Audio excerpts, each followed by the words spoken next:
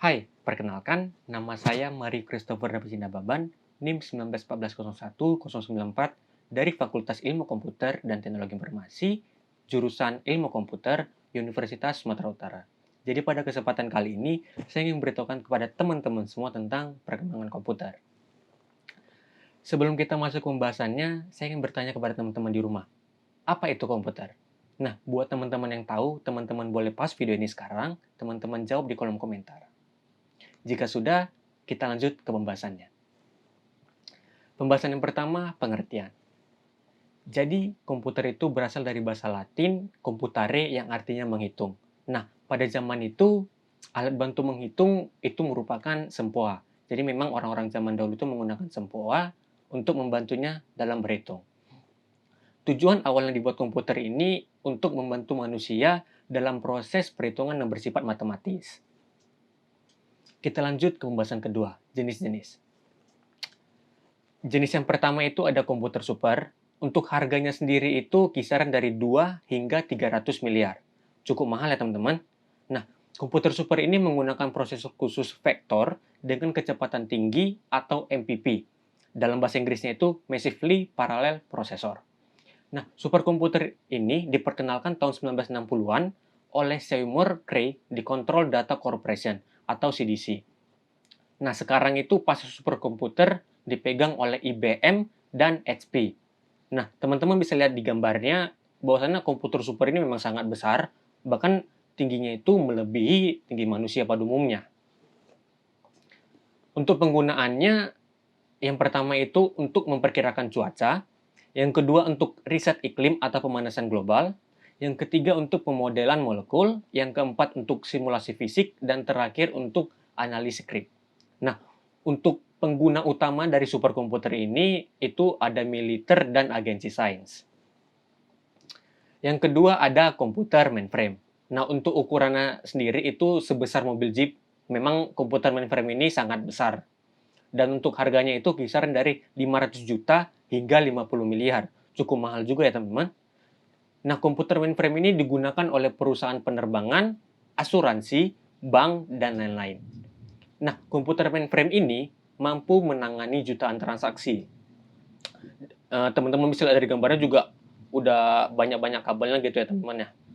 Untuk harganya sendiri, karena harganya yang mahal dan meningkatnya kemampuan jaringan PC menyebabkan perusahaan mempertimbangkan downsizing atau penurunan dari besar dari komputer ini.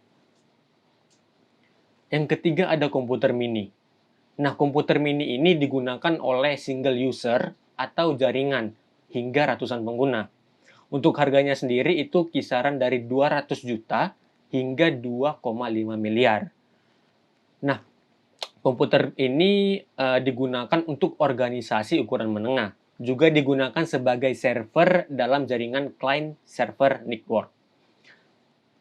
Dan yang terakhir itu ada komputer mikro. Nah, untuk komputer mikro ini harganya itu kisaran dari 1 juta hingga 100 juta. Dan komputer mikro ini biasanya digunakan untuk secara pribadi. Komputer mikro ini juga tidak banyak menggunakan tempat, murah, hemat listrik, dan mudah dibawa kemana saja. Laptop juga merupakan salah satu komputer mikro. Jadi memang komputer mikro ini adalah komputer yang sering kita gunakan sehari-hari.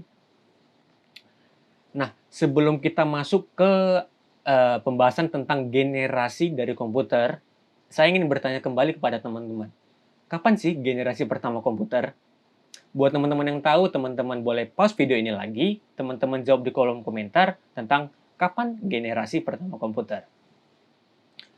Jika sudah, kita masuk ke pembahasannya tentang perkembangan komputer dari generasi ke generasi. Untuk generasi pertama ini ada pada tahun 1940 sampai dengan 1956. Tujuan utamanya adalah membantu proses perhitungan untuk tujuan perang. Jadi pada saat itu memang masih terjadi Perang Dunia Kedua.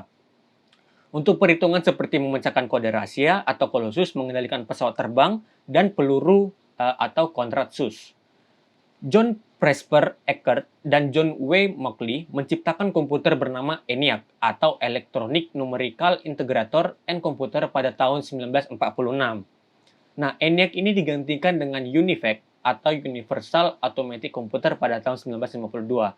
Jadi teman-teman bisa lihat gambarnya, gambar di atas itu gambar komputer ENIAC, dan gambar yang di bawah itu gambar komputer UNIVAC. Memang yang di bawah itu lebih modern daripada yang di atas. Yang di atas itu masih banyak kabel-kabel yang berantakan, sedangkan yang di bawah sudah mulai rapi kabel-kabelnya ditata oleh pembuatnya pada zaman itu. Next, kita masuk ke generasi kedua. Pada generasi kedua ini pada tahun 1956 dan sampai dengan 1963. Jadi, pada tahun ini diciptakannya transistor yang mengubah wajah komputer yang dikenal pada generasi pertama. Nah, transistor ini jauh mengungguli tabung hampa dan memungkinkan komputer menjadi lebih kecil, cepat, murah, dan hemat energi tentunya dibandingkan dengan pendahulunya. Komputer generasi ini sudah menggunakan bahasa pemrograman tingkat tinggi, kapasitas memori sudah lumayan besar, tidak membutuhkan terlalu banyak listrik, dan proses operasi juga sudah cepat. Kita lanjut ke generasi ketiga. Nah, untuk generasi ketiga ini terjadi pada tahun 1964 sampai 1971. Jadi memang pengembangan integrated circuit menjadi penanda komputer generasi ketiga pada saat itu. Dalam pemakaian komputer generasi kedua, transistor membuat komputer cepat panas. Maka komputer generasi kedua mulai ditinggalkan. Nah, pada tahun 1958, Jack Billy menciptakan Integrated Circuit Chip atau IC. Jadi, IC ini berbentuk kepingan kecil yang mampu menampung banyak komponen menjadi satu.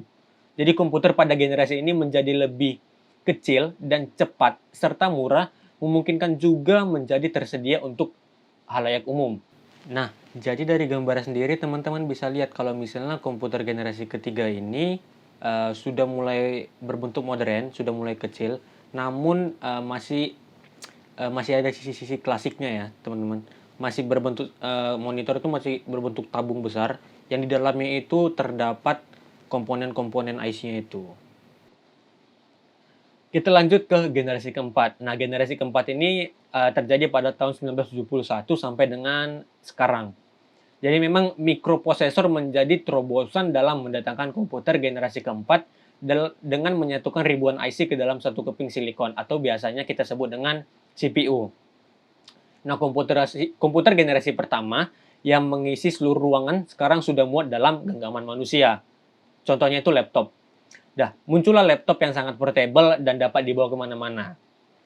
Seiring komputer-komputer kecil ini menguat, mereka dapat dihubungkan untuk membentuk jaringan yang pada akhirnya mengawali perkembangan internet.